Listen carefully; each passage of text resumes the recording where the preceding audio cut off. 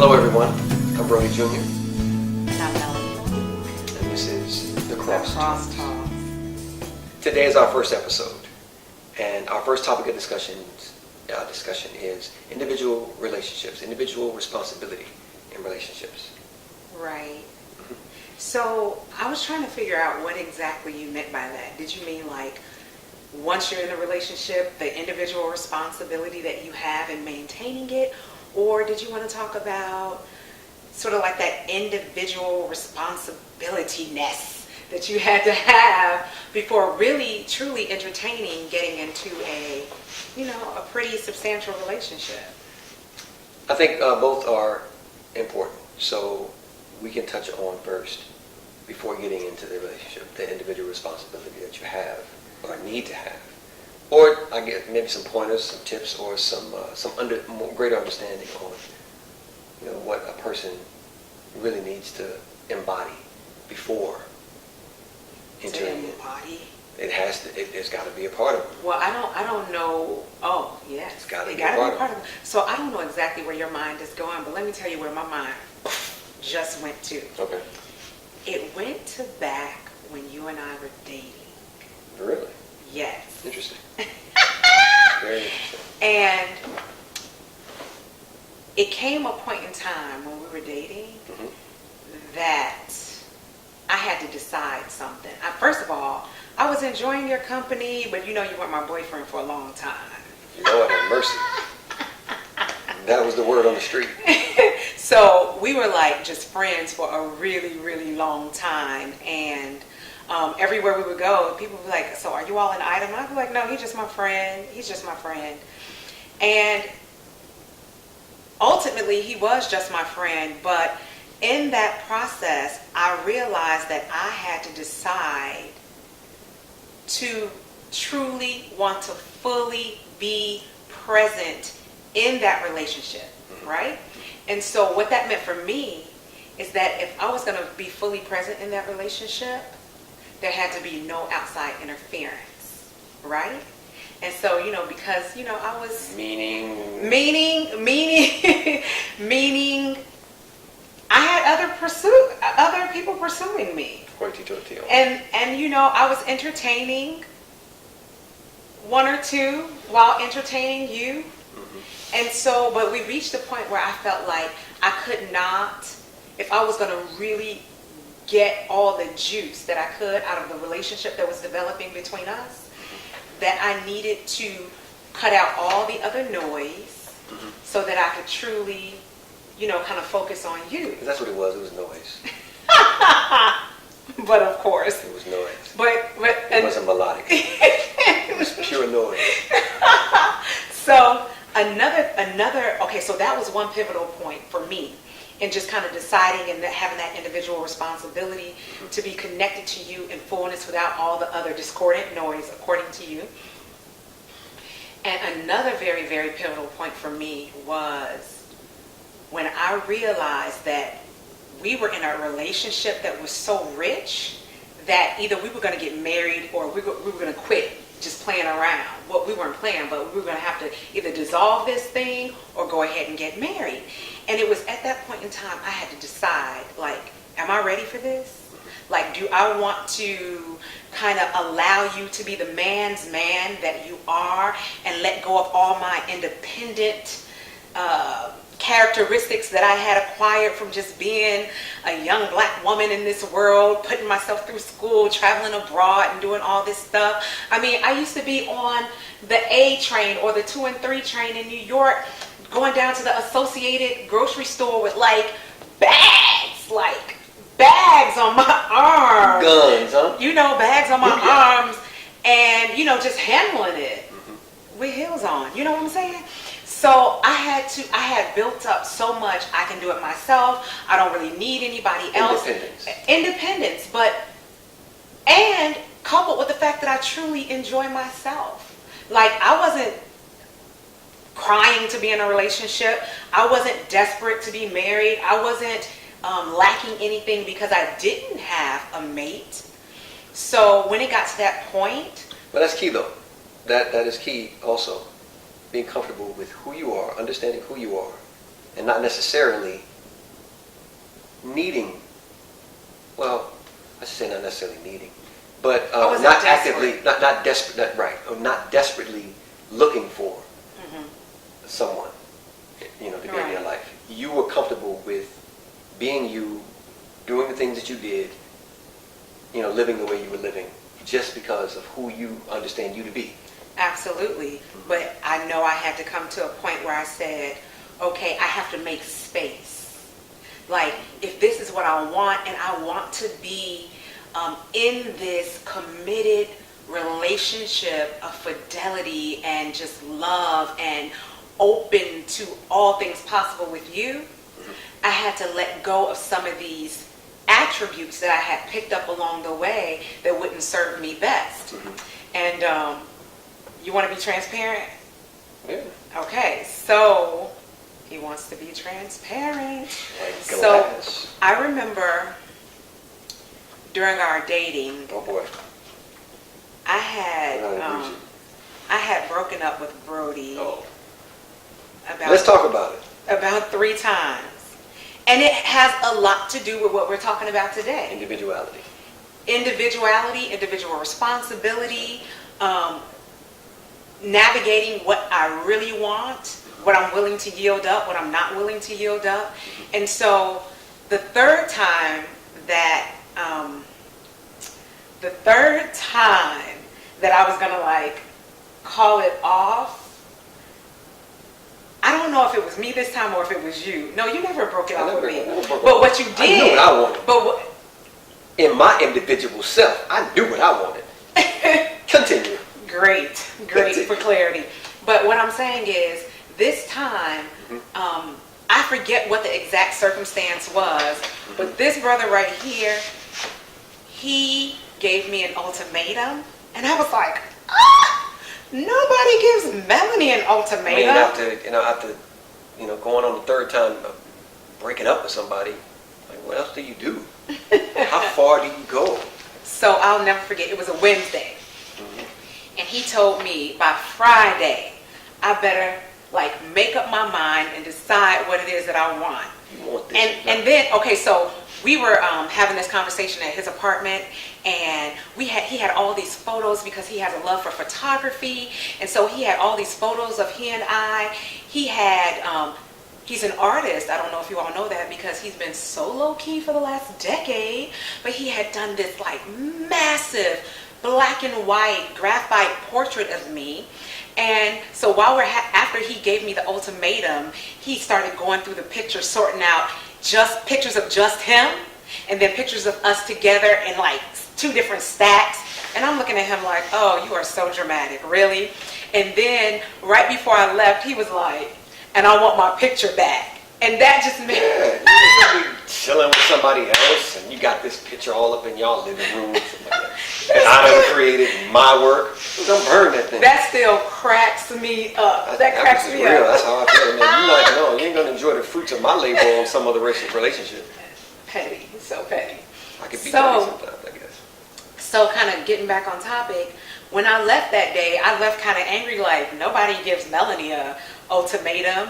And then I remember I got back to my place, my mother was watching Malachi, and she was like, what's going on? You're not hanging out with Brody today? And I was like, Sidebar, Malachi was, Malachi is, I should say, her firstborn child, stepdad. So yes. Oh, basically we could dad, talk. because that's talk a another lot topic about of that discussion, later. but Malachi is our firstborn.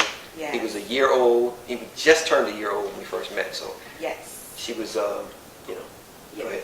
So I told my mother, I was like, oh yeah, whatever, I'm through with him. And my mother just looked at me like, girl, please. And so I was all in myself that day. I was like, whatever, he tripping. And so I didn't think much about it that night. The next day, I was like, I am not calling him. He's all in his feelings and things like that. But then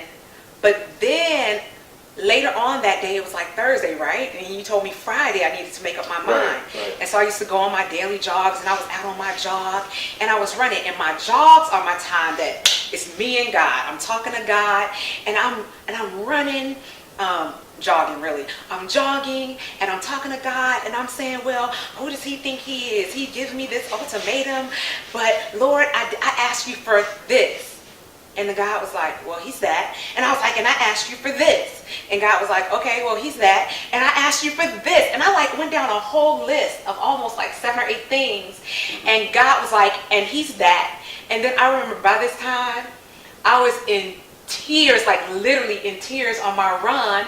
And I was like, and I even asked you for eye candy. And he's cute.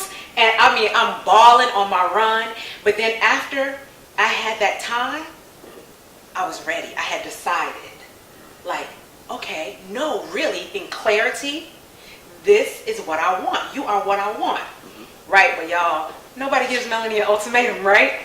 Boy, oh boy, here we go. So, I remembered that I had left one item at his apartment. I used to be really into Tybo back then. And I left my one Tybo tape at his apartment. And of course, I needed it like right now, right? So, later on that day, ooh, it's going to be strong. Later on that day, I got in my car, I went to his apartment, and I knocked on his door, and he was just looking like, hey. And I was like, I left my Tybo tape. I need my Tybo tape. And he was actually getting ready to go to the cleaners. And his car had broken down right around that same time. Yes. And so he went back inside. He got my Tybo tape. And then I was like, you're about to walk to the cleaners? I can take you to the cleaners. And I took him to the cleaners, and we've been together ever since. There was no discussion or anything. So that's interesting. It's just. But that's when I decided. That's when you decided, right? Mm-hmm. And that whole, that's another topic of discussion of just, there wasn't a discussion. Mm-hmm. We were just back on, and it was, with no strife. Right, Really no strife, and everything just continued on after that. But for me, I didn't know what I necessarily. No, I knew what I wanted in a relationship. I had 3 criteria in a relationship. I knew what I wanted, right? And so the one thing was I wanted someone who looked beautiful to me. I didn't care what anybody else thought how they looked. I just knew they had to look beautiful to me. I wanted someone that could be able to make me laugh, and I wanted someone that was able to reason, someone that can reason from cause to effect. And so those were my 3 criteria for the person that I was looking for. Now, personally, I had no idea. I didn't know anything about, individual responsibility in relationship. I had no clue. Mm-hmm. I just knew what I wanted. Mm-hmm. And so I did everything that I wanted to do. I had my way with what I wanted to do at the time. Oh boy. So, like I like to say, he had a stable. Whatever. So I'm just trying to. Right, I understand. I dealt with a couple of different, other options, and so, but it was never introspective, and it didn't dawn on me until I was dealing with one of the other options, and something took place that really upset me, and I realized that, wait a minute, I'm not married to this person, I'm not all these different things, and no disrespect or affront to her. It was just, I was at a point in my life where I realized, man, I need to fix this thing. I need to do something different. I need to focus on me. That was those are the words. And so after that day was over, I just said, I'm done. I'm done with all the options. Mm-hmm. Right? I'm done with all the options. Because I got lost in options. I got completely lost in options. And that's a whole nother topic. Like, for a man to admit that he got lost inside of all the options, that's a powerful thought. But it was crazy. Yeah. It was crazy. And so, and we'll talk about that too at some point. But and there's a lot of stuff there. I mean, we got a lot of stuff in this first episode. But so so it wasn't until I took the time and I began to just be with me and just me. And I was a student at the time too, so I was going to college. I was just out of the Marine Corps. And I'm a simplified all my leathernecks and devil dogs out there. Anyhow, so I'm home. I'm fresh out of the Marine Corps. I'm going to college and trying to get my degree. And I cut all the options off. And I'm just me. I'm just with myself, just learning who I am.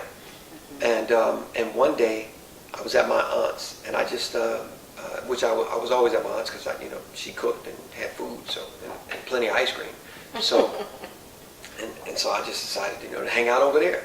And they were going somewhere else to hang out. And so they went. Wait, are you about to say how we met? Well, no, not. Well, I'm not. I'm just going to say. Well, I should go deep into that. But we'll talk about that later. How we met.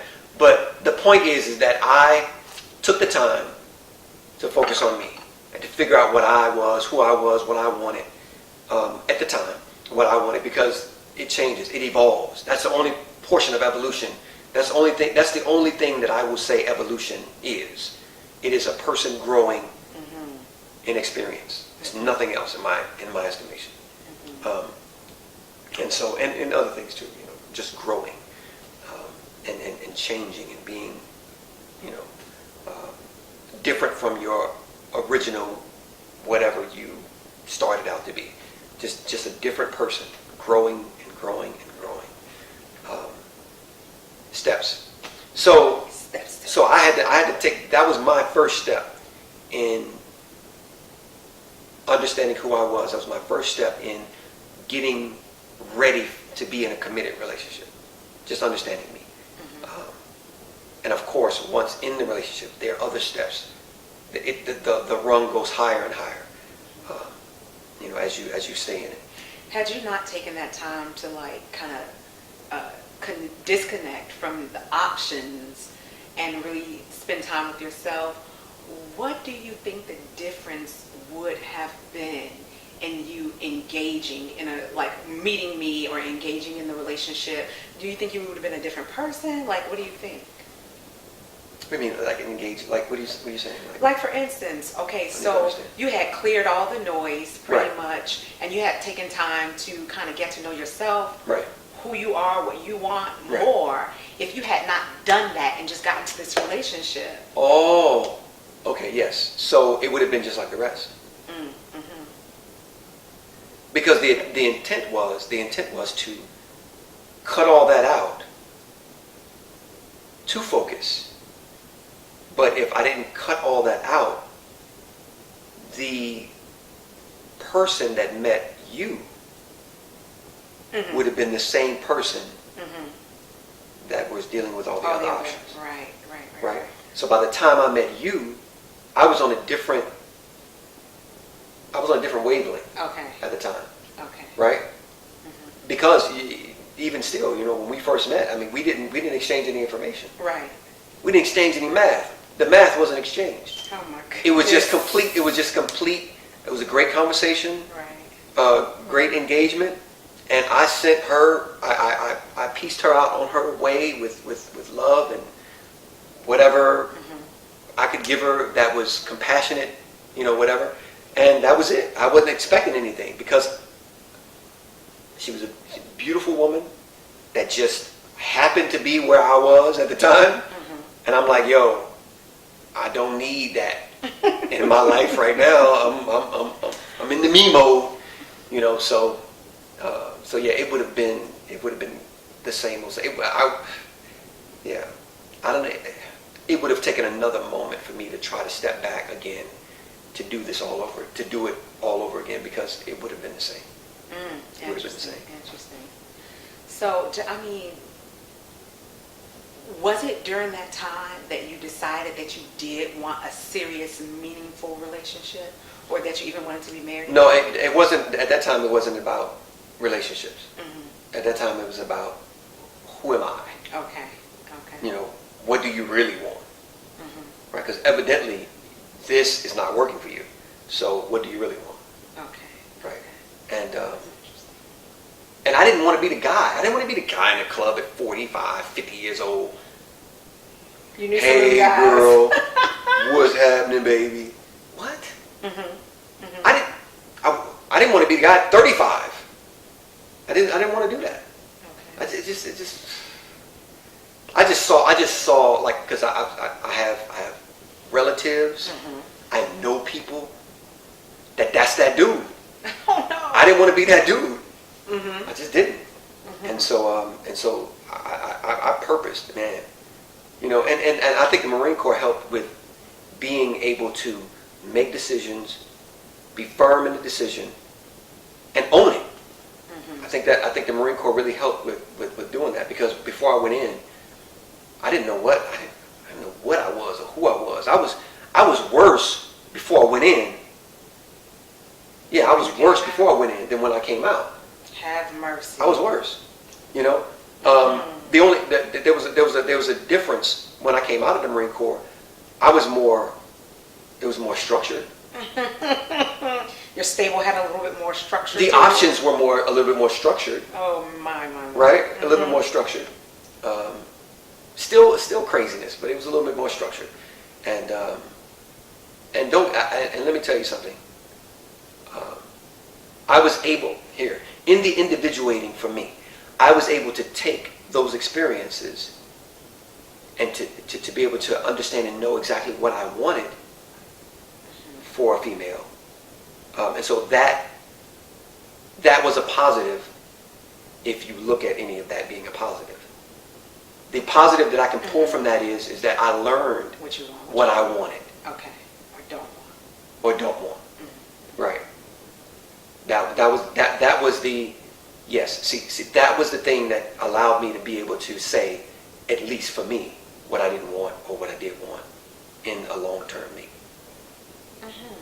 Interesting. And so, during your walk, your run, my jog. your jog, whatever you want to call it, what were those points for you? What was I know you talked about all the different things. Well, I remember. But I'm saying, like, I know you talk about all those things that you felt I was, but like, how did you individually make the decision that, I want to,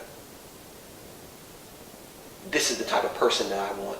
These are the type, like, how did you come to that consensus?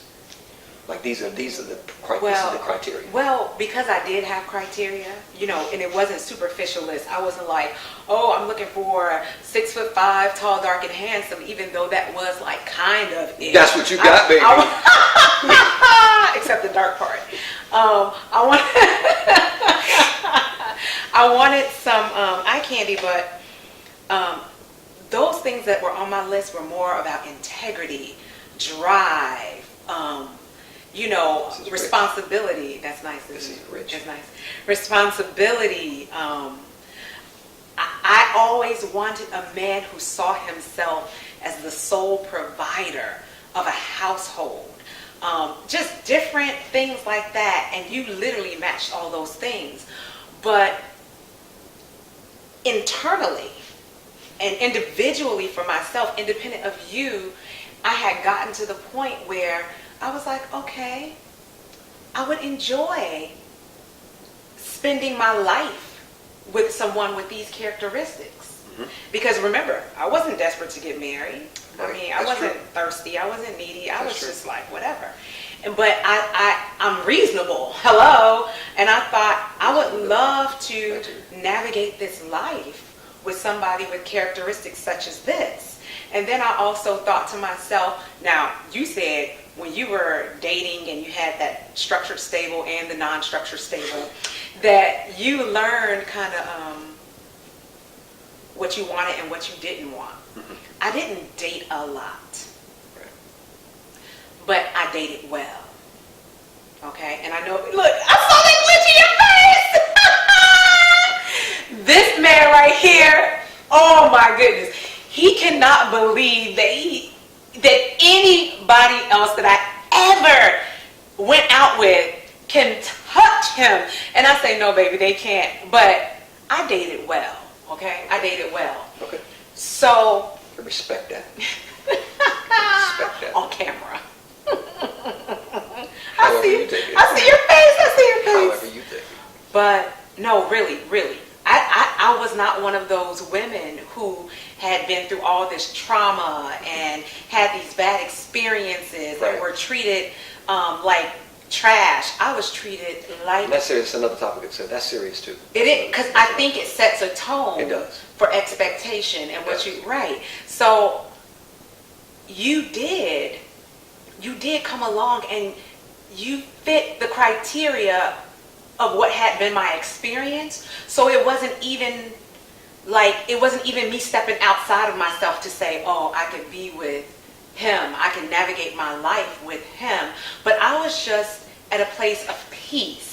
Like the thought of being with you for the rest of my life literally brought me peace. And that was it. It was no, hardcore science to it. No, nothing. It was just like I was at peace. You got notes?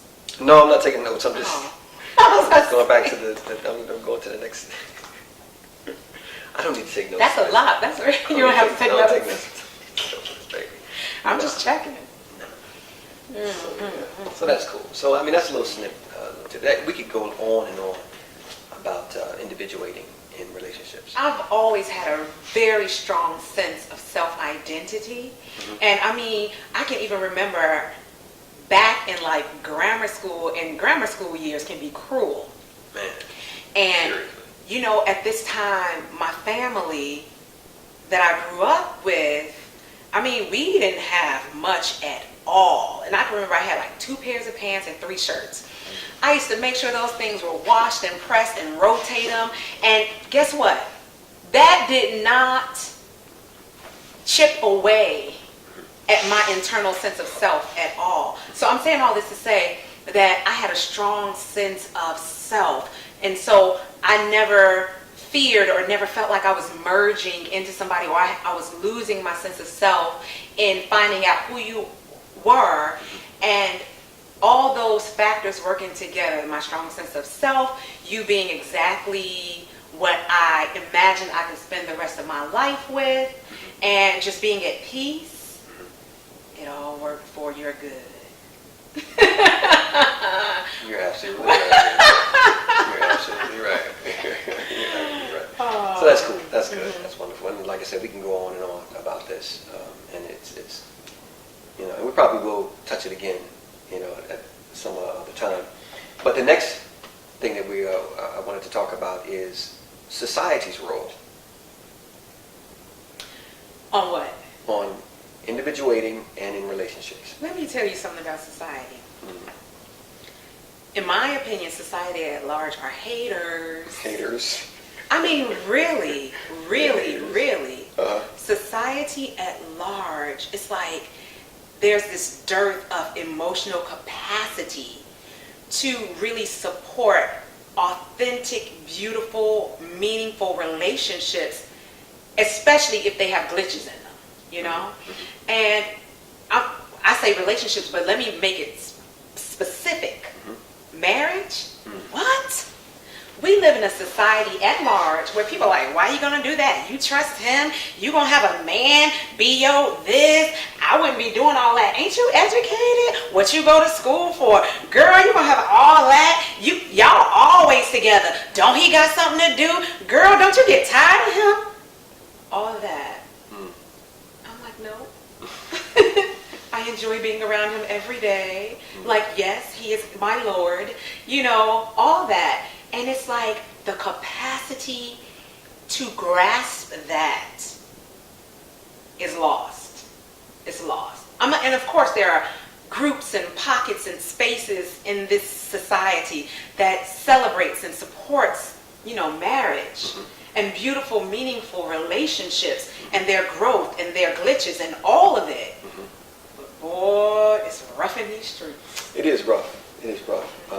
I mean, even like with the different industries that exist, from television to radio to music, there are these elements that just massacre fidelity. I mean, it's just amazing. Yeah. I'm sorry, you just made me think about What's that? what were you told when you announced our engagement? You don't have to say who it was, but what were you told? You're telling somebody, I have asked somebody to marry me. And what were you told? It depends on what you're talking, because I was told a couple of different things at different times. One time I was told that that I should get a real girlfriend. Woo!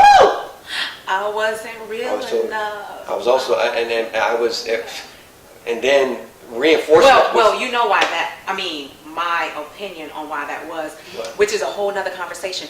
I didn't fit the archetype of the type of woman that people expected him to be with. And see, I don't even know. That's possible. Oh, I know. I don't know, but that's very well possible. I know. But yeah, so the one thing I was told was, you need to, and you need to get a real girlfriend. Mm-hmm. And I also, there was like reinforcement brought in. My best friend was brought in to try to convince me, and he, of course, being, he's my best friend, he's not gonna just fold, and so, so that happened. What about the soda oats? And then another thing, you need to go out and, man, to tell a man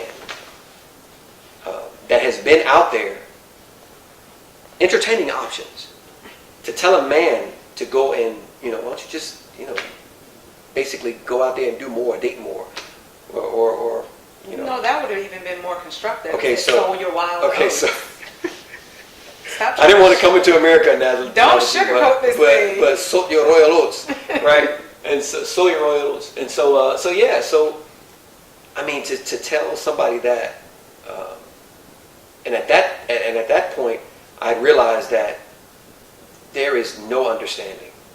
There is complete lack of understanding, even though you've been in a committed relationship. There's still no understanding in what this whole thing is supposed to be about, like why it is what it is. It just seems like it just seems like you're in the relationship because you're in it. Just floating. You're just floating in it. Mm-hmm. At that moment, that's when I realized that's what you are, and I didn't want that. I did not want that kind of relationship. I wanted to be engaged. I wanted to be. My wife and I, when we were dating, we spent every waking moment together. There were very few times we weren't together, outside of sleeping, outside of, her being at her place and me being at my place. We were always together. We were planning things together. We did things together. We did things together. It was a team effort, and we enjoyed it. We enjoyed it. And society shows that, man, people love the fantasy. They love the fantasy of walking down the aisle, looking at television or hearing somewhere in a magazine, seeing somewhere in a magazine or hearing somewhere. They love the fantasy of relationship.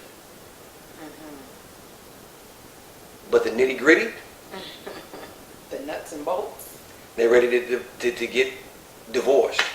They're ready to cut it off. And it's almost like people don't have any patience for development. People are so self-centered and so selfish that if something is going on or even appears to be happening that they don't like or they're not pleased with, they throw the whole thing in the garbage. Right. And that is not sustainable, of course. Hence the high divorce rate and the utter disdain that most people have for marriage. Right. And this whole, is he doing this? Is he doing that? Is he doing this? Sister, what value are you bringing to the table? Oh boy. Really, what are you doing? Mm-hmm. If you want to be kept, there are places where you can be kept and you don't have to be in a relationship. So society's impact, it has been, and it still is, even for us personally. We enter in spaces where people love us and they support our union.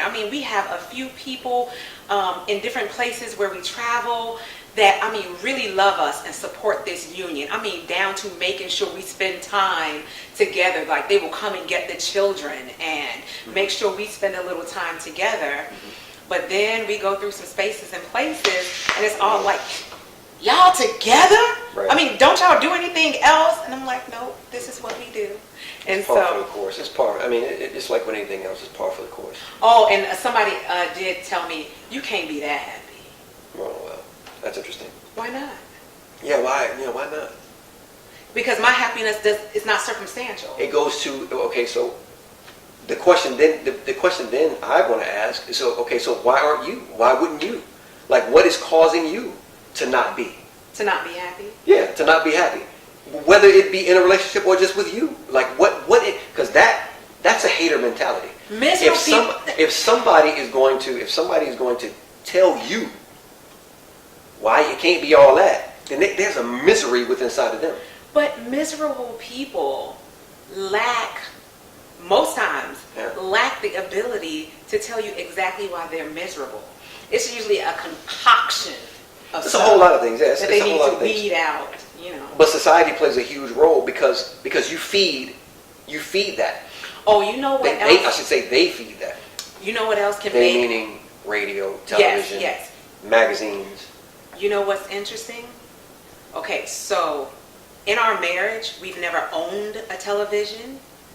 In our home, We've been given a television. We've been given a television. We still didn't plug it up. And I haven't owned a television since 1997. Now, am I totally disconnected from everything that comes on television? No, because everybody everywhere has a flat screen TV. I mean, Walmart has a flat screen TV. Gas stations, you know, everywhere you go, especially at people's homes, they usually keep a television on. So I, have a little insight here and there. But let me tell you something. I think that if I was inundated with all the images and the messaging and things like that comes over the television screen, that I would have a different perspective. Your perspective would have been, yeah. Yes, but I'm not trying to keep up with anybody. I'm not trying to be like anybody. I'm not trying to have my relationship mirror anybody else's relationship. Therefore, I'm peaceful. Right. So talk about society and its impact. If you're out there trying to be Beyonce and Jay-Z, you might have a problem because guess what? You're not Beyonce and Jay-Z, you know? So you can be the best you can be, but you'll be a miserable somebody else. And it's great. I mean, this is one thing that I would love to be able to stress to people time and time again. It is a beautiful thing to be individually you. There's only one you. Doesn't that sound so simple? There's only one you. But it's hard for people to believe that It's they amazing. are enough. It's amazing. Well, there's society's role. Because guess what? Society wants us to be in a box. Burn the box. They want us to be in a box. They want us to, but see that is very fastly waning. What, the burning? That box mentality yes. is very fastly waning. And so, and I'm glad. I like to see people individuated. Yes. You know? Yes. I love it. And this platform of internet and podcasts and all these different, all this stuff has allowed people the freedom to individuate. To just show up in this world the way their creator intended them to. And so they're creating the narrative for society. But wait. They're creating their personal narrative for the society. And so check this out, babe. When you are free to show up the way the creator made you and in confidence express yourself the way you feel like your soul should, imagine how juicy your relationship can be. Juicy, baby. Juicy. It's going to be juicy, so silly. baby. You're so silly. Wow. But yeah, that's awesome. Wonderful, wonderful. That is awesome. So let's talk about personal health. Personal health. Personal health and relationship. Now that's a huge topic. It is huge. It is huge. Let's we can segment it out. We can.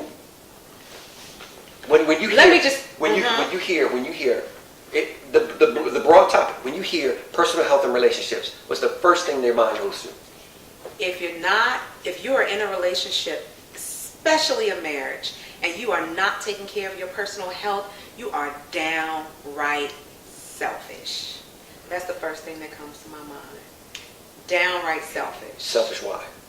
Why? Yeah, why are you selfish? Okay, so my personal health has everything to do with how I show up in my home, how I am with you, how I am with the children. Am I miserable? Am I spreading that miasma into the air? Am I able to function? Because we know when you're not well, your mind is not at the height of its capacity. Right. to perform. So I'm not well. And then let's not mention the physiology of becoming one, mixing bodies. If there's one part of me that is not healthy, the whole of me actually is suffering. And I'm going to join that with you. What kind of gift is that to you? Ooh-wee. What kind of gift is that to me? I don't want that gift. Now, this is, and I'm not talking about that kind of dis-ease that comes from something genetic or that comes from an accident or something like that. I'm talking about the kind of just lackadaisical attitude that most of us have toward this vessel that we've been given, and think that the partner is just supposed to be okay with anything. Look, as a woman, I didn't do this with you because I didn't have the depth of knowledge when we were dating. But as a woman, I will be trying to figure out everything that's going on inside this man's body. I will be looking at family dispositions and predispositions to certain diseases and everything. Because why? I might make a baby with this man. Right. And everything that he is and everything that I am is going to make up our children. So do I want children with weakened constitutions, crazy thought processes, just bent toward certain behaviors? No. And this is all dealing with health. And we already have the problem with, and this is another topic too, we already have the problem with generational curses, generational things that have happened in our behavior, generational behavior. Right, generational, that's a curse, right? That stuff that has happened to our parents, our grandparents, that have been passed down to us because neither one of them made a decision to cut it off, right? And so, that's another whole heap of discussion. And you know what, when I do my women's groups, I talk about this quite openly and frequently because women are suffering because their mates won't physically take care of their bodies.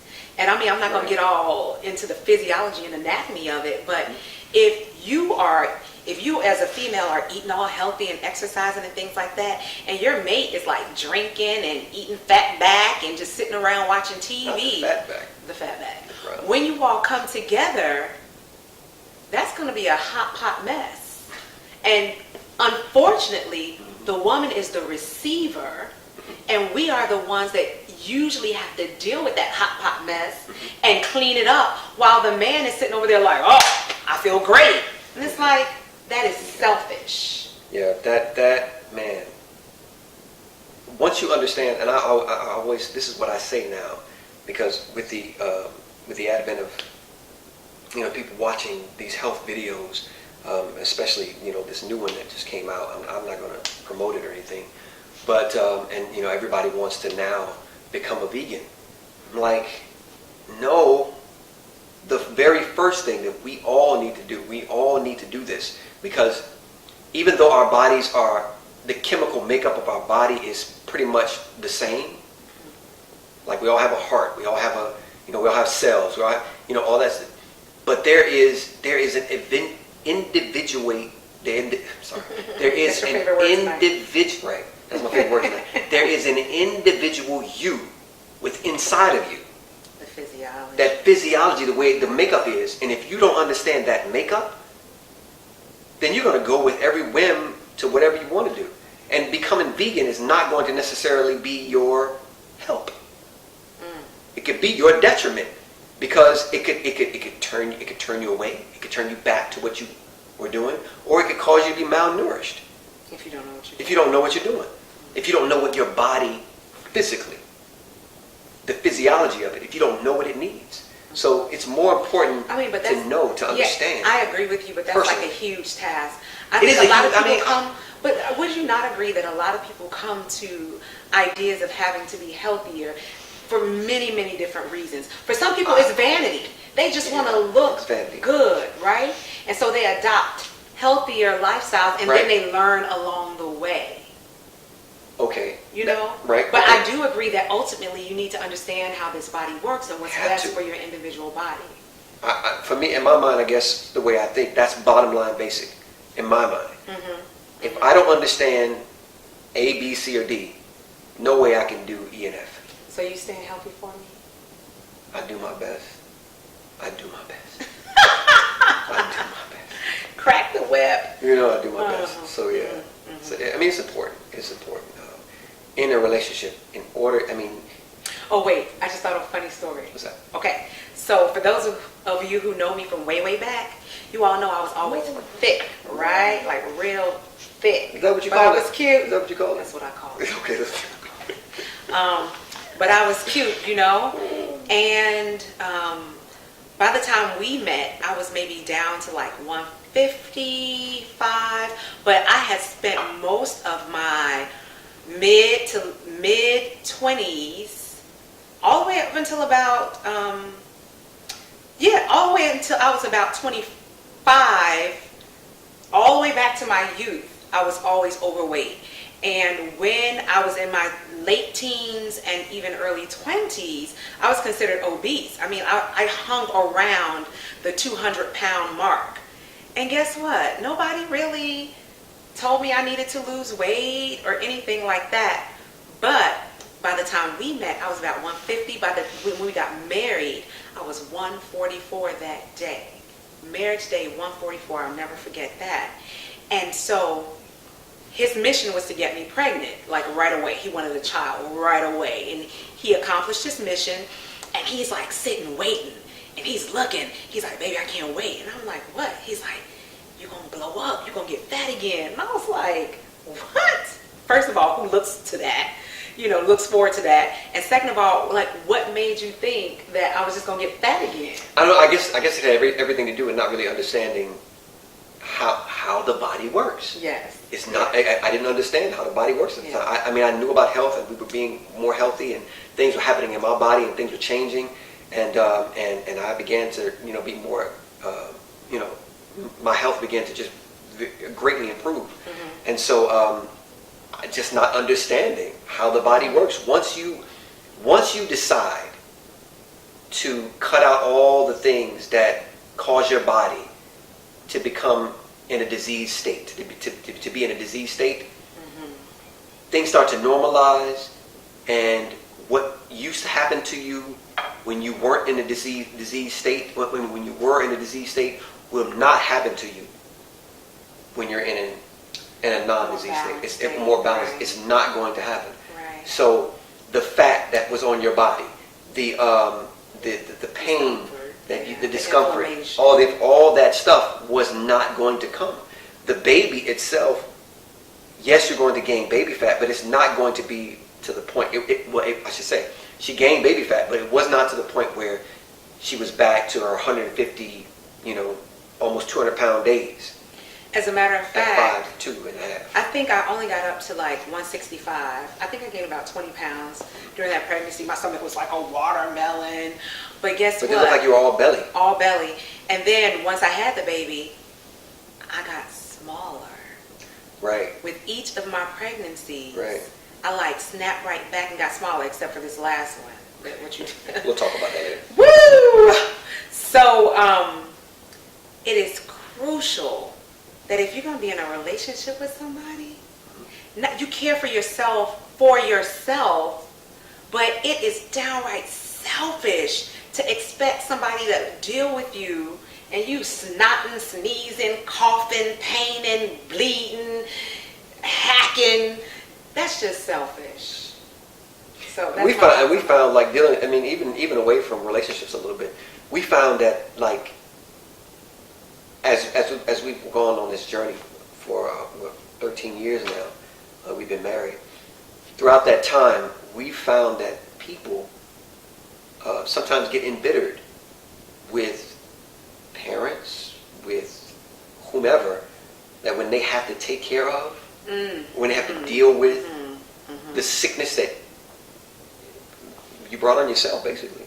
It was your choice. I mean, it's a fine line between compassion and it is. Sort of like an anger. I've seen it again and again as I work with women who are really, really ill, and I'm dealing with their families and their children and their friends who really, really care for them.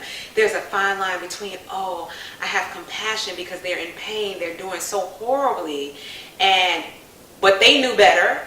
they should have stopped. They knew when the doctor said 5 years ago.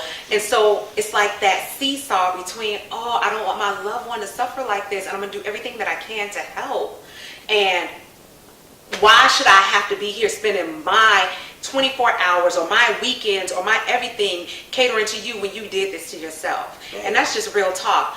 And it's hard for people to hear, but it's real. And so I've seen that again and again. And it tears down that relationship between husband, wife, mother, daughter, father, Yes. son, father, daughter. And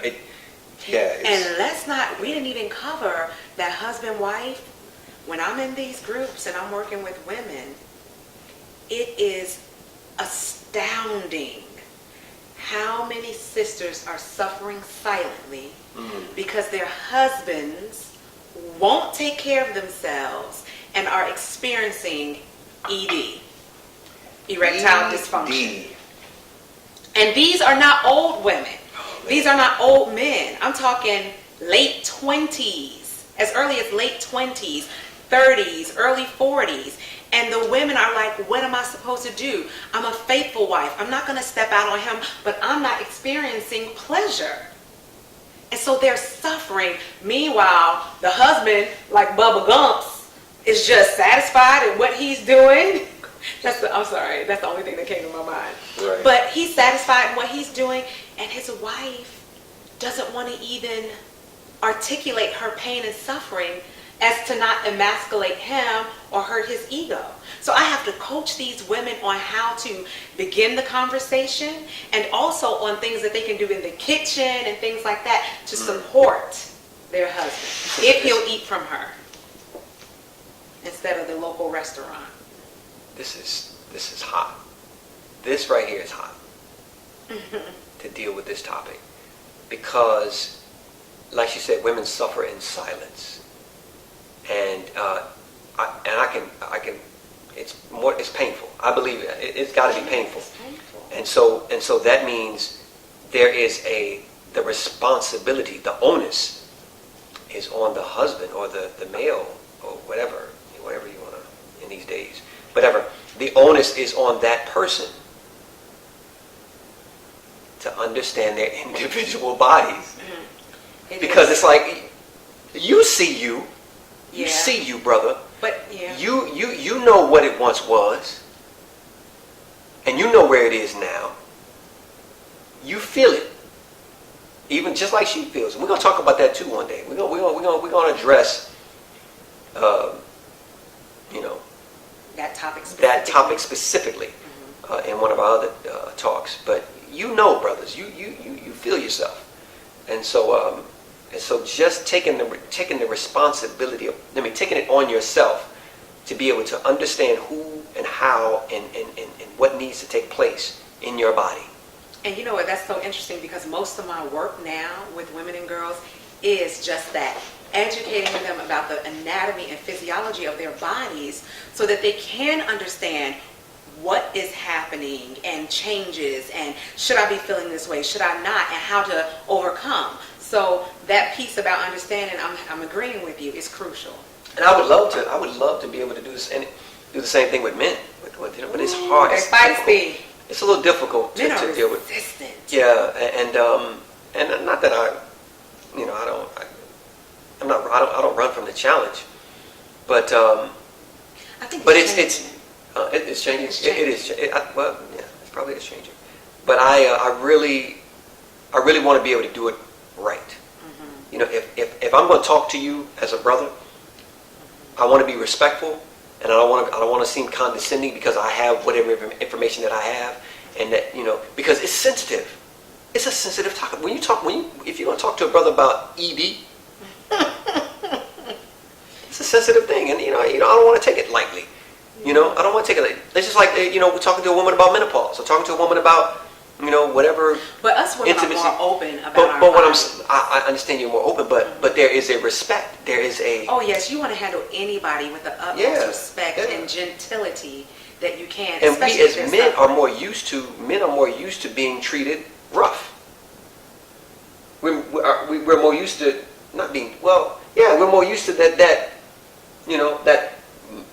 bravado, that, machismo. That machismo bravado Right. is leading brothers to the slaughter. And it is. Man. A lot of brothers. I just saw a Facebook post on somebody shared a link that a guy at 35, What happened? heart attack. 35. And see, that Man. it just burdens me. Did he have a girlfriend, a wife? Yo, I mean, do you remember the Kirby dude? oh yeah. Do you remember the Kirby cat? Oh man. Oh man. That was out of the blue. I know. You weren't expecting that. And okay, so you all like the Kirby dude. What about the Kirby dude? Man. So you know how Kirby sales reps come to your home and they're demonstrating the Kirby and everything like that. Man. So he does his whole demonstration. We're excited. We're like, yes, I want to get a Kirby. And then he somehow finds out that we're medical missionaries and that we help people overcome things using natural remedies. And then out of the blue, he says, yeah, because I got erectile dysfunction and my girl, she about to leave me. Well, she left him. Did she leave him? She left him Oh, wow. because of his Erectile dysfunction. right. And so he was looking to find out what he could do. He was like 20, He was young. He was like 26? 27. Yeah, 26, 26, 27. I know for me personally, that's when my eyes begin to open to the female side of what men may be dealing with. Like, it's not just them alone. If they have wives and things like that, it is affecting the spouse as well. Exactly. Man, we can go on and on about that one. Yeah. That's a long one. Right. So, okay, so last topic of discussion, we're going to deal with family dynamics in relationships. And, that specifically in-laws, children, and friends. Our last topic of discussion for today. That's huge. We're going to cover it briefly. We can go back. We can ask the people, like, what do you all want to hear more about that? Yeah, We're going to ask the people. because that is what a y'all huge want. topic. It's a huge topic. So Let me just briefly, we're going to briefly touch on it, Okay. and then we're going to wrap this up. So you've been asking me, usually I notice what's going on here. I've been asking you Throw what? a topic out and then be like, babe, what do you think? And then, me, I'm talking. Rah, rah, rah. So let me ask you, when you think about that topic, the in-laws, the children, just family dynamics and their effect upon a relationship, what say ye? Well, I say that, from my experience and for what I've had to do, or deal with, I should say, when I said earlier about the generational curses, I've had to deal with the treatment that I received. And I'm not saying I was treated bad. I'm just saying that you have to deal with how your experience was with your parents. My grandparents raised me. So I had to deal with that experience of being a child in a house with a 45 on up year old as I grow. I didn't grow with my 18, 19-year-old mother and father. I grew up with a 45-year-old, husband and wife. And that dynamic. And with a couple of their children were around. My aunts were around. And so having to deal with that, I didn't realize that I had to deal with those things until I got married. I didn't realize a lot of the stuff that I experienced and a lot of stuff that I went through. That stuff started coming back up when I dealt with my children, when I dealt with my wife. And so your in-laws had a direct effect on how I was responding to not only my children, but also to my wife. And so. Yeah. And no, just like that, okay, so I am so energetic and so bubbly, and I'm all about communicating with the children. I want to know, what are you thinking? How are you feeling? What's your take on this? And this man used to be like, what's all that for? No, sit down, they don't need all that. And I was like, whoa. And it's because I come from a household where my mother always engaged us like that. It was when we came in from school, we had stuff waiting for us. It was, how was your day? And I mean, not like some obligatory how was your day. Like, I really want to know. Engaged. And so we were always fully engaged, always able to express our thoughts, always able to have opinions. And that's not the kind of environment that he grew up in. And so I couldn't understand his responses, and he was bothered by my responses. And so we see now how the relationship of the extended family was having an impact on even our relationship, okay? And then another thing that just popped into my mind, What?